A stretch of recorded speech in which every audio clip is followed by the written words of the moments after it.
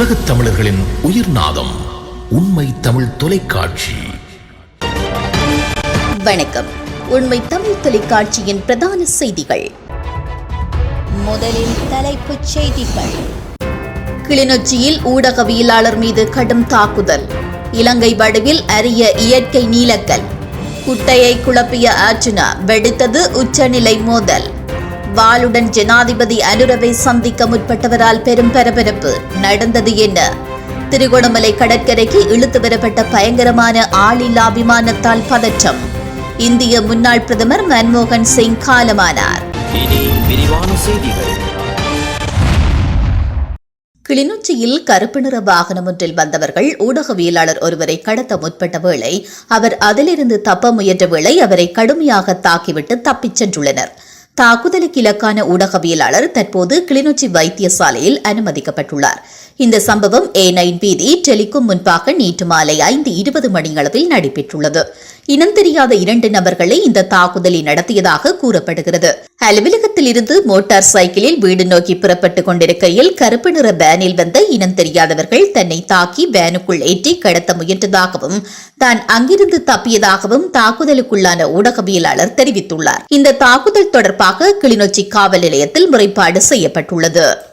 இலங்கையின் வடிவிலான அரிய இயற்கை நீலக்கல் ஒன்றை ரத்னபுரி நிவேதிகல பிரதேசத்தை சேர்ந்த ரத்தினக்கல் வர்த்தகர் ஒருவர் கொள்வனவு செய்ததாக தெரிவிக்கப்படுகிறது. இந்த நீல மாணிக்கத்தை மாணிக்க கற்கள் சேகரிப்பவர் ஒருவரிடமிருந்து வாங்கியதாக அவர் கூறியுள்ளார். இந்த நீல மாணிக்கத்தை நீங்கள் ஒரே நேரத்தில் பார்த்தால் இலங்கை மற்றும் யாழ்ப்பாண குடாநாட்டின் நிலப்பரப்பு எவ்வாறு பிரிக்கப்பட்டுள்ளது என்பதை காணலாம். மன்னாரி நிலையும் அவ்வாறே தோன்றுவதாக கூறப்படுகிறது.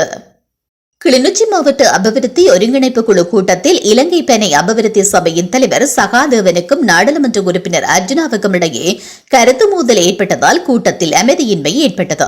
ஒருங்கிணைப்பு குழு கூட்டத்தில் இலங்கை பெணை அபிவிருத்தி சபையின் தலைவர் சகாதேவன் அர்ஜுனாவை பார்த்து, நாடாளுமன்ற உறுப்பினர் போல இல்லாமல் நீங்கள் ஏன் பைத்தியக்காரத்தனமாக பேசுகிறீர்கள் என்று கூறினார்.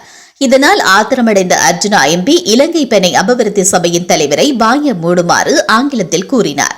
இதன்போது குறுக்கிட்ட தம்பிராசா, ஒரு நாடாளுமன்ற உறுப்பினர் மக்களால் தெரிவு செய்யப்பட்டவர், தகாத வார்த்தைகளை பாவிக்க கூடாது என்றும் இங்கே அதிகாரிகள் தான் உள்ளார்கள் என்றும் கூறிய போது குறுக்கிட்ட அர்ஜுனா, ஒரு பாராளுமன்ற உறுப்பினர் பேசும் பொழுது கதைப்பதற்கு உங்களுக்கு உரிமை இருக்கிறது என்று நினைத்துக் கொண்டிருக்கிறீர்களா என்று காட்டமாக கூறியுள்ளார். அத்துடன் சகாதேவனை பார்த்து, உங்களுடன் திருப்பி கதைத்ததற்காக ஒரு நாளில் 8 அல்லது 10 பேரை இடமாற்றம் செய்துள்ளீர்கள். இதனை உங்களது கட்சியோடு வைத்துக் கொள்ளுங்கள் என்று கூறினார். இதன்போது குறுக்கிட்ட தம்பிராசா, ஒரு அரசு அதிகாரியை பொது வெளியில் வைத்து அவமானப்படுத்தக்கூடாது. இடமாற்றம் பெற்றவர்கள் வேண்டுமென்றால் அமைச்சுக்கு முறையிடலாம் என்று கூறினார். உங்களுக்கு கிடைக்கவில்லைத்தானே நாமினேஷன், ஆகையால் அடுத்த முறை முயற்சியுங்கள். தயவு செய்து தம்பிராசாவை வெளியே அகற்றுங்கள் என கூறியதுடன் அவரது முகநூல் பதிவு தொடர்பிலும் கேள்வி எழுப்ப இருவருக்கும் இடையில் காரசாரமான வார்த்தை பிரயோகங்கள் இடம்பெற்றதாகவும் தெரியவருகிறது. ஜனாதிபதி அனுரகுமாரவை சந்திக்க விரும்புவதாக கூறி வாளொன்றோடு கலவரமாக நடந்து கொண்ட நபர் ஒருவர் பிலியந்தலை போலீசாரால் கைது செய்யப்பட்டுள்ளார். பிலியந்தலை தும்போவில பிரதேசத்தை சேர்ந்து 53 வயதுடைய ஒருவரே இவ்வாறு கைது செய்யப்பட்டுள்ளார். குறித்த நபர் நேற்று முற்பகல் வாளுடன் ஜாலியகுட சந்தியில் வந்து அங்கிருந்தவர்களிடம் கடுமையான வார்த்தைகளால் முரண்பட்டார். இதனிடையே அருகில் இருந்தவர்களிடம் கடுமையான வார்த்தை பிரயோகம் செய்ய வேண்டாம் என தெரிவித்துள்ள நிலையில் ஜனாதிபதி அனுரவை சந்திக்க விரும்புவதாகவும் இல்லை என்றால் கழுத்தை அறுத்து உயிரை மாய்த்துக் கொள்வதாகவும் அருகில் நிறுத்தப்பட்டிருந்த லொரியில் ஏறி கலவரத்தில் ஈடுபட்டார். இது தொடர்பாக பிலியந்தலை போலீசாருக்கு அறிவிக்கப்பட்டதை அடுத்து அதிகாரிகள் குழு ஒன்று சம்பவ இடத்திற்கு சென்று நிலைமையை கட்டுப்படுத்தினர். இதனைத் தொடர்ந்து மேற்கொள்ளப்பட்ட விசாரணையில் சந்தேக நபர் மனநலம் பாதிக்கப்பட்டவர் என தெரியவந்துள்ளது. இதனையடுத்து குறித்த நபர் களுபோவில வைத்தியசாலைக்கு அழைத்து சென்றதாக போலீசார் கூறியுள்ளனர். அத்துடன் குறித்த நபரின் கையில் இருந்த வாளை போலீசார் கைப்பற்றியதோடு இந்த சம்பவம் தொடர்பான மேலதிக விசாரணைகளையும் மேற்கொண்டு வருகின்றனர். திருகோணமலைக்கு அருகே கடலில் மிதந்து கொண்டிருந்த சிறிய விமானம் ஒன்றை மீனவ குழு ஒன்று மீட்டுள்ளது.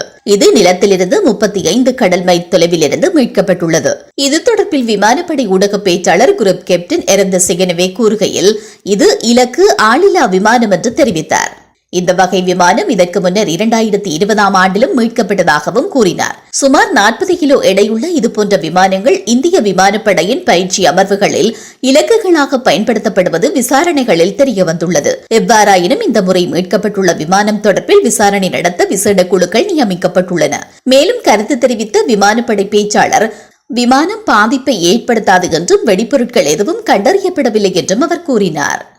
இந்திய முன்னாள் பிரதமரும் காங்கிரஸ் மூத்த தலைவருமான மன்மோகன் சிங் உடல்நலக்குறைவால் நேற்று காலமானார். புகழ்பெற்ற பொருளாதார நிபுணரும் அரசியல்வாதியுமான மன்மோகன் சிங்கின் உடல்நிலை மோசமடைந்ததை அடுத்து நேற்று மாலை டெல்லி எய்ம்ஸ் மருத்துவமனையில் அனுமதிக்கப்பட்டார். சமீப காலமாகவே உடல்நலக்குறைவு காரணமாக மன்மோகன் சிங் அரசியலில் இருந்து ஒதுங்கியிருந்தார். 2024 ஆண்டின் தொடக்கத்தில் இருந்து உடல்நிலை அடிக்கடி சரியில்லாமல் போனது. ஏப்ரல் 2024 ராஜ்யசபா உறுப்பினர் பதவியிலிருந்து ஓய்வு பெற்றார். மன்மோகன் சிங் 2004 முதல் 2014 வரை காங்கிரஸ் தலைமையிலான ஐக்கிய முற்போக்கு கூட்டணி அரசாங்கத்தின் பிரதமராக இருந்தார். தொடர்ந்து 2 முறை பிரதமராக பணியாற்றி மன்மோகன் சிங் அதற்கு முன்பு 1991 ஆண்டு PV நரசிம்மராவ் அரசில் நிதி அமைச்சராக இருந்தவர். அப்போது அவருடைய செயற்பாடுகள் காரணமாக இந்தியாவின் பொருளாதாரத்தின் சிற்பிகளில் ஒருவராக போற்றப்படுகிறார். மீண்டும் தலைப்புச் செய்திகள். கிளிநொச்சியில் ஊடகவியலாளர் மீது கடும் தாக்குதல். இலங்கை வடிவில் அரிய இயற்கை நீலக்கல். குட்டையை குழப்பிய அர்ஜுனா, வெடித்தது உச்சநிலை மோதல். வாளுடன் ஜனாதிபதி அனுரவை சந்திக்க முற்பட்டவரால் பெரும் பரபரப்பு. நடந்தது என்ன? திருகோணமலை கடற்கரைக்கு இழுத்து வரப்பட்ட பயங்கரமான ஆளில்லா விமானத்தால் பதற்றம். இந்திய முன்னாள் பிரதமர் மன்மோகன் சிங் காலமானார். இத்துடன் இந்த செய்திகள் நிறைவடைகின்றன. மேலதிக செய்திகளை தெரிந்து கொள்ள உண்மை தமிழ் தொலைக்காட்சியோடு இணைந்திருங்கள். வணக்கம். உலகத் தமிழர்களின் உயிர்நாதம் உண்மை தமிழ் தொலைக்காட்சி.